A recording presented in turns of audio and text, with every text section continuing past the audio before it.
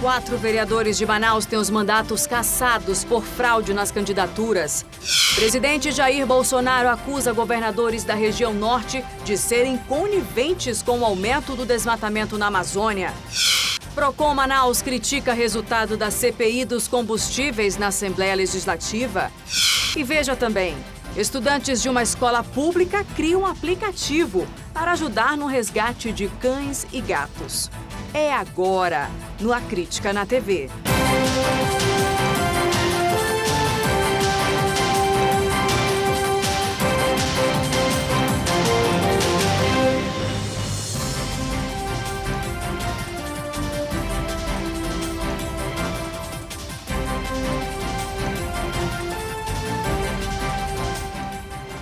Olá, muito boa noite para você.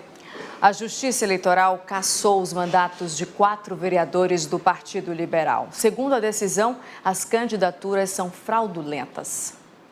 As 4 vagas do PL são ocupadas por Fred Mota, Cláudio Proença, Sargento Bentes Papinha e Mirti Salles, que assumiu o cargo depois da saída de Joana Dark para a Assembleia Legislativa. Nenhum deles participou da sessão plenária desta quarta-feira. A decisão da Justiça estabelece que todos os eleitos e suplentes do partido no pleito de 2016 devem ficar inelegíveis por 8 anos, por fraudar declarações de regularidade. A legislação eleitoral exige que, para um partido participar das eleições, precisa preencher uma quantidade mínima de candidaturas femininas, 30%. No caso do PL, em 2016, foram inscritas 19 mulheres, 30,18% do total dos candidatos do partido naquele ano. Mas a saída de apenas uma dessas pessoas poderia inviabilizar todo o processo. Uma das candidatas inscritas pelo PL nas últimas eleições era Ivanete da Silva, mas ela declarou ao Ministério Público Eleitoral que, na verdade, não concorria no pleito, apenas teria participado de uma reunião partidária e não autorizou a candidatura. Com base no depoimento, todos os registros foram considerados fraudulentos. O presidente da Câmara Municipal disse que a casa ainda não foi notificada, mas explicou que as vagas podem ser remanejadas a pedido da Justiça. É uma decisão de primeiro grau, uma decisão que cabe contestação, cabe recurso. Nós vamos aguardar, então, a notificação, se chegar aqui, e, ao mesmo tempo, aguardar qual vai ser o posicionamento dos vereadores do próprio partido, para que eles possam, então, manter a vaga dos vereadores. Isso tem aí uma série de embrólios jurídicos, depende muito aí de como vão agir os vereadores que estão sendo, nesse momento, notificados por essa decisão judicial do Tribunal Regional Eleitoral. A gente continua falando sobre esse assunto porque dos 4 vereadores citados, apenas um deles e a deputada Joana Dark se pronunciaram sobre essa decisão da Justiça. Ao vivo, eu converso agora com a repórter Rosiane Chagas. Oi, Rosiane, então, eles devem recorrer dessa decisão e o que acontece a partir de agora, após essa determinação? Boa noite para você. Boa noite, Nayandra. Boa noite a todos que acompanham. Sim, eles devem recorrer dessa decisão. Esse processo, ele não está transitado em julgado, que é aquela expressão que a gente utiliza quando não cabe mais nenhum recurso. Por isso, a expectativa é sim que eles recorram dessa decisão, assim como o próprio partido, o PL. Como você disse, a gente entrou em contato aí com todos os vereadores cassados para ter uma resposta com relação a essa decisão, mas só quem respondeu dos 4 vereadores cassados foi a vereadora Mirti Salles.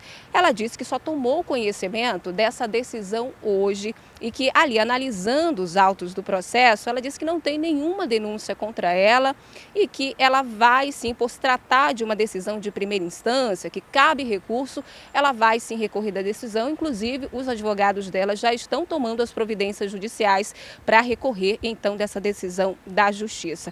Quem também enviou uma resposta para a nossa equipe foi a deputada estadual Joana Dark. Ela era vereadora à época, Ela, quando ganhou as últimas eleições para deputada estadual, ela deixou então a vaga que foi ocupada por Mirti Salles e ela disse que na época em que ela concorreu às eleições, em 2016, ela não sabia da candidatura da Ivanete, que acabou sendo crucial para essa decisão da Justiça de cassar os 4 vereadores. Ela disse que não pode ser penalizada por atos de terceiros e que também vai recorrer da decisão.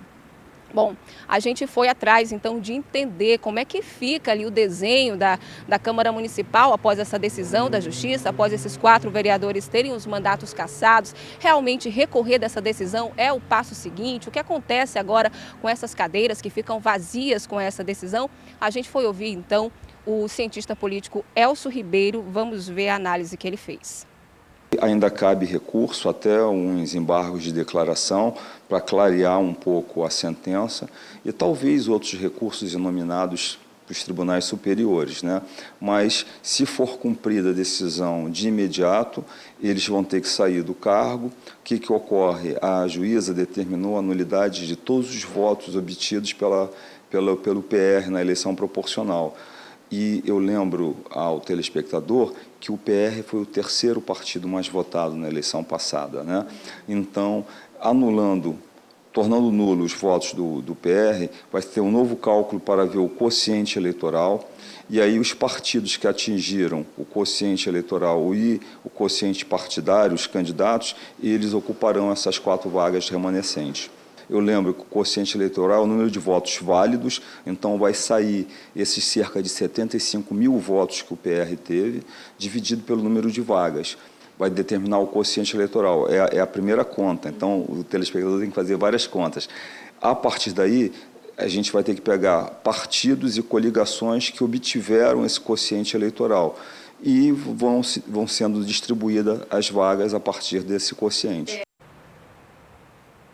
Pois é, está aí a análise, né, do cientista político Elcio Ribeiro. A gente foi atrás, né, da assessoria do PL, né, do antigo PR, que através de sua secretária disse que o presidente não vai se pronunciar, pelo menos por enquanto. A gente foi também atrás do Ministério Público do Estado, através da promotora Vânia Marinho, que foi quem deu início a esse processo, mas ela também não quis comentar a decisão. Nayandra? O que chama a atenção, Rosiane, nesse caso é a demora nesse julgamento, né? 3 anos, afinal de contas, ano que vem, 2020, ano de eleição, renovação aí nas cadeiras da Câmara Municipal de Manaus e a essa altura do campeonato, 4 vereadores têm os mandatos cassados. Muito obrigada pelas suas informações, daqui a pouquinho a gente volta a conversar. E um dia depois da apresentação do relatório da CPI dos combustíveis, o secretário interino do PROCON do município fez várias críticas ao trabalho da comissão de deputados criada para apurar se há ou não prática de cartel em postos aqui do Amazonas. Nesta tarde, Rodrigo Guedes disse que a CPI foi um verdadeiro teatro e que o resultado terminou em pizza. Para ele, a comissão não usou de todos os poderes necessários que tinha para aprofundar as investigações nos 4 meses de trabalho. A presidente da CPI, deputada Joana Dark, informou que a comissão só vai se pronunciar sobre as declarações de Rodrigo Guedes amanhã. Vamos esperar, então. Vamos agora ao resumo de notícias?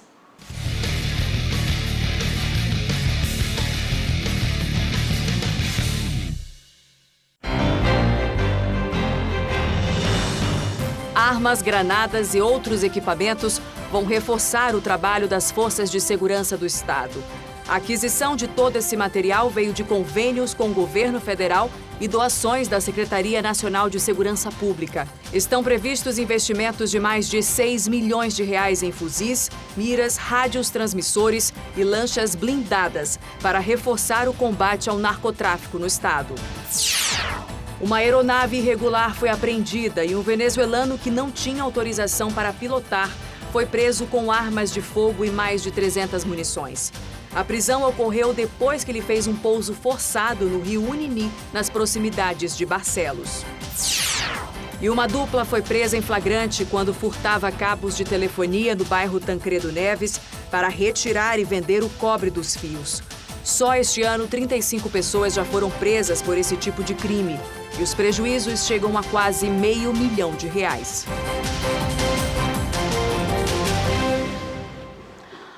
A primeira vara do Tribunal do Júri condenou Douglas Conceição de Souza, o Chico Rato, a 40 anos de prisão em regime fechado pelo homicídio qualificado dos irmãos Isaías dos Santos Rabelo e Ilme Souza Rabelo Filho.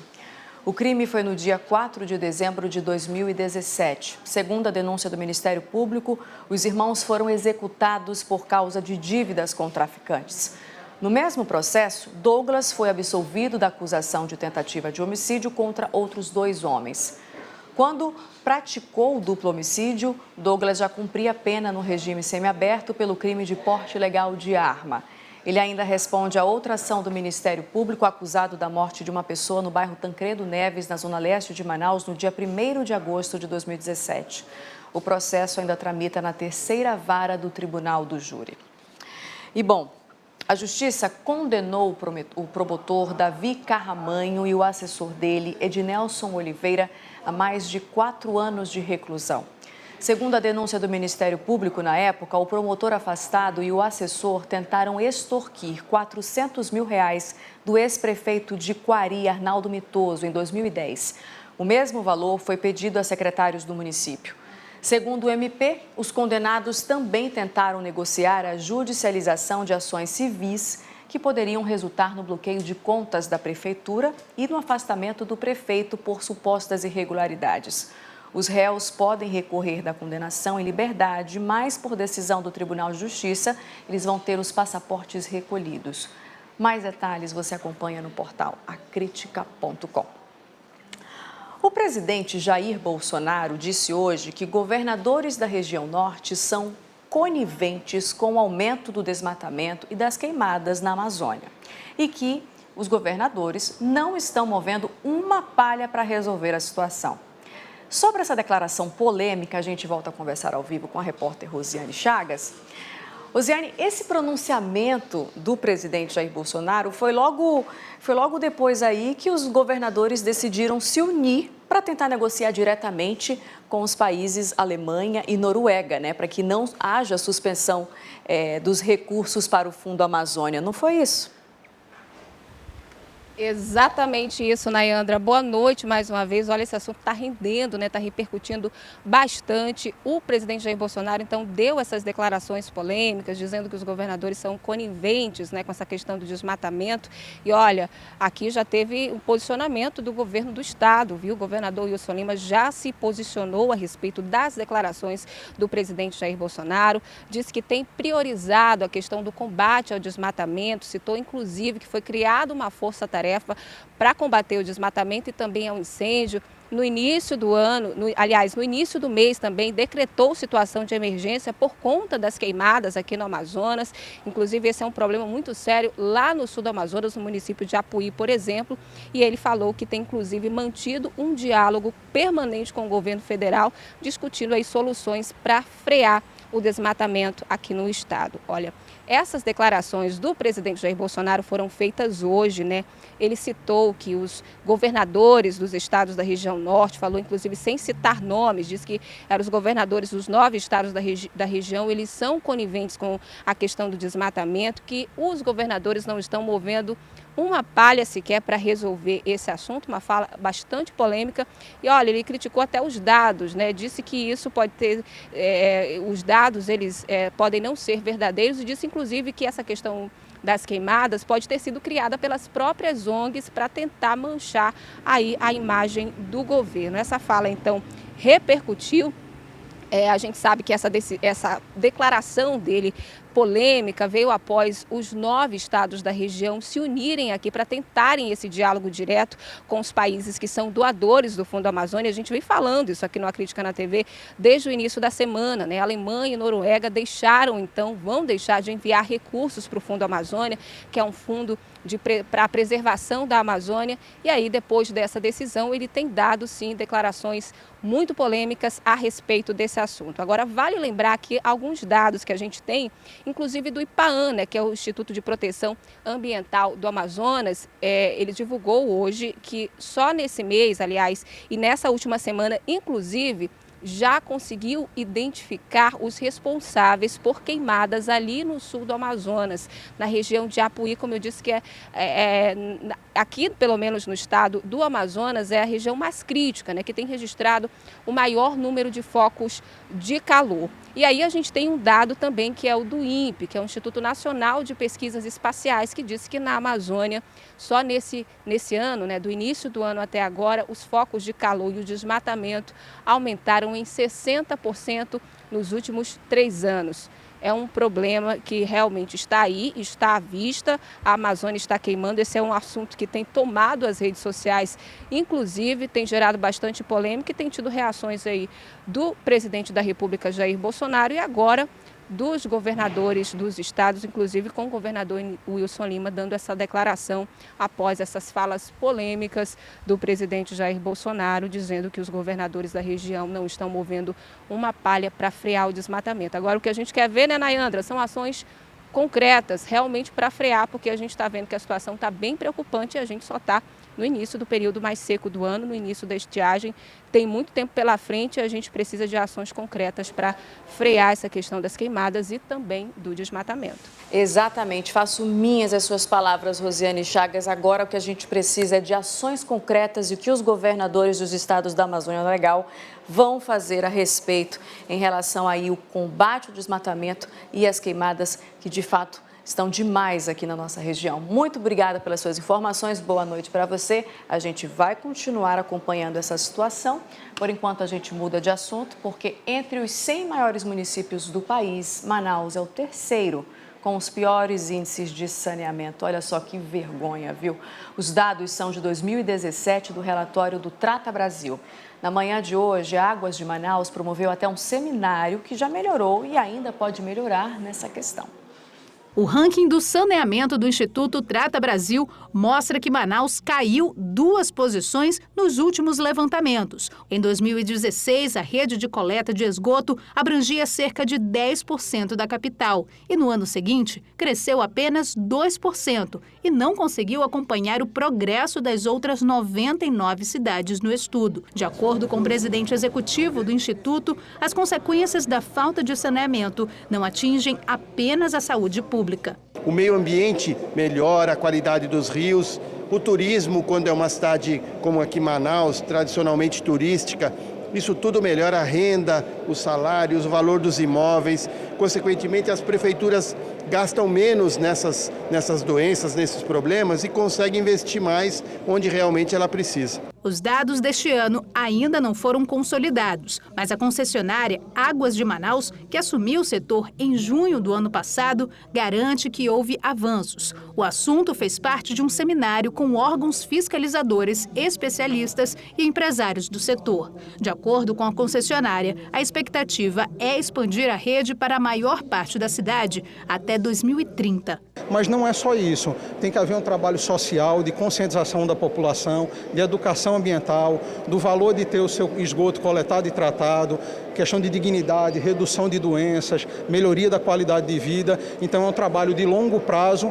mas também é um trabalho de corpo a corpo com a população. Os especialistas acreditam que garantir o acesso ao saneamento básico para o maior número de pessoas possível pode trazer, inclusive, benefícios econômicos para o município. Existem alguns cálculos internacionais, inclusive, que correlacionam o volume de dólares, o volume de reais investidos em água e saneamento com o volume de poupança, de lucros que isso geraria. E daí precisam de investimentos de longo prazo que permite, que estimule que as pessoas se deem bem, convivam bem e desenvolvam essa perspectiva de proteção à saúde pública de uma forma coletiva, inclusive. A gente vai agora para um rápido intervalo. A seguir, você acompanha que agências bancárias devem implantar caixas eletrônicos adaptados para quem tem dificuldade de locomoção. Agora em Manaus, são 8h12. A Crítica na TV volta já já.